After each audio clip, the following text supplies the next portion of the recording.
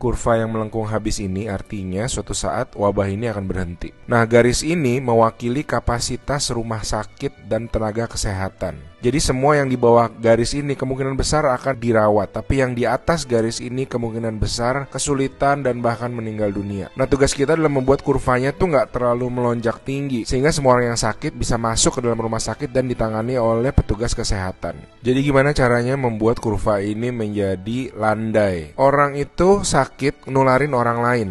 Nah, orang yang sudah sembuh, tubuhnya jadi punya imunitas, sehingga kemungkinan dia tertular lagi itu kecil atau hampir nggak ada. Sehingga caranya sebuah wabah apapun itu dari zaman dulu berhenti adalah ketika cukup banyak orang kena virusnya, lalu menjadi imun sehingga virusnya nggak bisa punya orang untuk ditularin lagi. Nah, kenapa selama ini kita perlu banget namanya social distancing atau ngejauhin diri? Animasi ini bagus banget. Ini contoh kalau semua orang bergerak bebas seperti biasa, nggak ada pikiran, semua tetap pergi konser, pergi jalan-jalan. Ini akan terjadi. Satu orang akan menularkan semua orang berbarengan, dan itu yang berbahaya. Seperti tadi kita ngelihat kurvanya ya. Pada akhirnya akan lewat dan pada akhirnya semua orang akan sembuh. Tapi karena kurvanya tinggi, banyak orang akan mati dalam prosesnya. Nah, yang terjadi di Cina dengan adanya lockdown, ditutup, membuat orang tidak sakit sekaligus berbarengan. Jadi kurvanya lebih landai kalau kalian lihat, sehingga memberi waktu untuk orang-orang menjadi sembuh dan akhirnya bisa melandaikan kurvanya.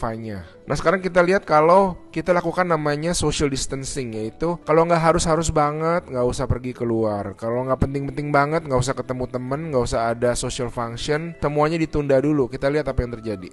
Nah, bahkan ini ada simulasi satu lagi. Kalau social distancingnya itu benar-beneran ekstrim, orang nggak boleh keluar, ada jam malam dan sebagainya.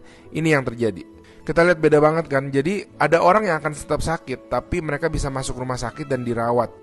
Jadi teman-teman, please do your social distancing, stay at home, work from home, anywhere you can. Ada orang-orang yang nggak bisa, saya mengerti, tapi sebisa mungkin lakukanlah semuanya itu. A good way of doing it is to imagine that you do have the virus, yeah, and change your behavior so that you're not transmitting it.